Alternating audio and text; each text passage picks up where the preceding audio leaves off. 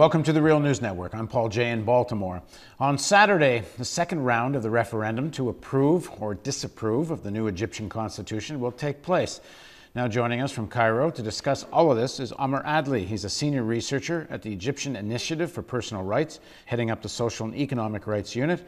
He was previously a diplomat with the Egyptian Foreign Ministry, and he also writes for Egypt Independent. Thanks very much for joining us, Amr. Thank you. Let me quickly say, and then you can tell me if I have it right. The reason there's a second round is because the judges have to approve this, oversee the process. There's not enough judges to actually do it all in one go, so there's been a second round. And one of the reasons there's not enough judges is something like half the judges refuse to even participate. So do I have that much right? Yeah. Okay, so then let's get on to the Constitution issues itself. So the majority of people in Cairo, but probably not the majority of the people of Egypt, are opposed to this new Constitution. It's likely to pass based on polling. But for those who are opposed to it, why are they?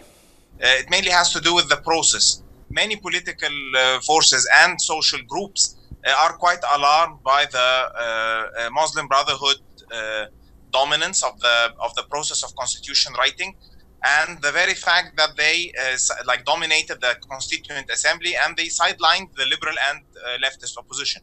This is in the background. So what we are having here is not just like a vote on the constitution. It's rather a vote on the very legitimacy of the Brotherhood and of the Brotherhood-backed president. So the context and the process itself through which the constitutional draft was written and then put for referendum is extremely important. We have to bear in mind that less than a month ago, the president issued like what he called the constitutional declaration that was quite controversial, and he mainly gave himself sweeping powers in a way that was very alarming to the opposition as well as to many political and social groups in Egypt. And this unleashed an unprecedented wave of protest. I'm saying unprecedented because we haven't seen something like that since Mubarak's ouster almost 2 years ago. So within this very controversy and a deeply divided political scene, the president chose to run forward from the crisis by actually calling for a referendum on the constitution that was finished in the very absence of the opposition that left the Constituent Assembly. That is one of the reasons why the opposition chose to urge the people to vote against the constitution. Now, there seems to be sort of three big, broad camps here. I'm sure it's far more nuanced than what I'm about to say. But the Muslim Brotherhood and its supporters who are in favor of the president and in favor of this constitution, there seems to be serious differences with those members of the elite that previously supported Mubarak, who are more secular and don't want to live under a Muslim Brotherhood kind of theocracy. And then you have the camp of the revolutionaries who want a really democratic Egypt, which also includes democratizing the economy, and they have big differences with both of those camps, the ex-Mubarak camp and the Muslim Brotherhood camp. Do I have this roughly correct? Yeah, correct. You have it right.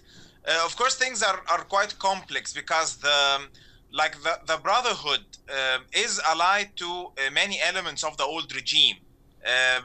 For example, the Ministry of Interior has not been restructured. The Ministry of Interior, which has been accused of many atrocities under Mubarak, and as a matter of fact, even afterwards, has not been structured. No cleansing took place. Of course, if you refer to the other security apparatus, the military, all of these are quite allied with the Brotherhood.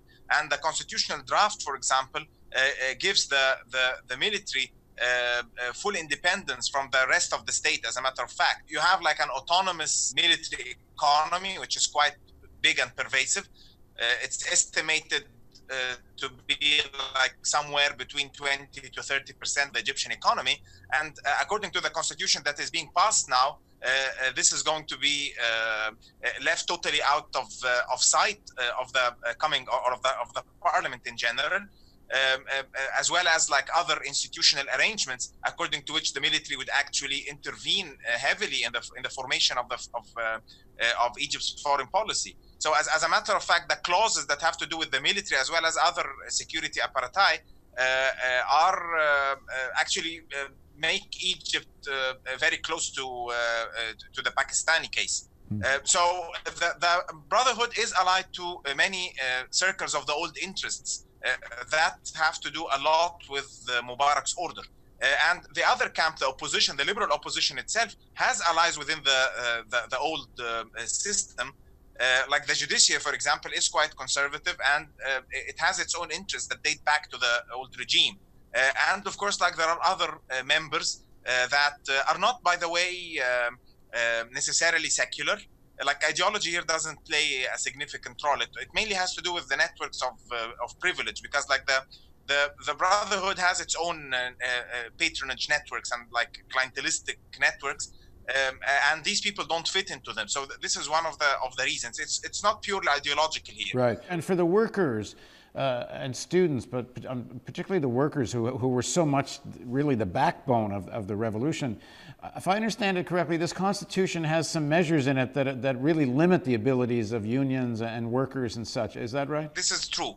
So when it comes to social and economic rights, they were almost copied and pasted from the 1971 constitution, the one like against which the revolution took place.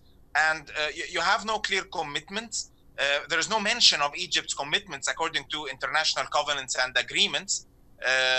And of course, you have all of the limitations on the freedom of association, union formation, etc. And of course, if you put again the process through which these clauses were written in the broader political context, you will find that the Brotherhood has shown itself to be a very conservative movement, and that the laws and decrees that they passed under the president and even under the parliament are very inimic to the independent labor movement and to labor rights in general. Now, that doesn't seem to be a matter of concern to the American government, which is giving what is something like $1 billion of debt forgiveness, $500 million in cash, I think, and then the IMF is giving something over a $4 billion loan. None of them seem too concerned about what's happening here. Definitely, the U.S. is not that concerned about neither the U.S. government. I mean, neither the democratic transition nor social and economic justice in Egypt, and it makes sense. The point is that the Brotherhood is currently supported by the U.S. And there's no way of understanding how Morsi could move with the constitutional declaration and granting himself sweeping powers without the U.S. backing. And this itself has to do with how the Brotherhood managed the conflict that took place in Gaza over a month ago. Because they simply proved that they can do whatever Mubarak was doing, only with more popularity and more legitimacy. But this was exactly what they did. And this is why actually they started to gain support from the administration as well as from the Congress, because they proved to be capable of playing Mubarak's role, like supporting the broader arrangements that are related to the American interests in the region. Right. But then the problem comes here that the Americans were mainly betting on the Brotherhood to stabilize Egypt. And this is not like the country is not stabilizing simply. We have had, as I said, unprecedented wave of protest against the Brotherhood in the last couple of weeks. The urban centers that actually witnessed the January revolution of 2011 against Mubarak are now protesting against the Brotherhood and have voted massively against the Brotherhood. And even if the constitution passes with 50-something%, this is not a law that can be passed or a president that can be elected.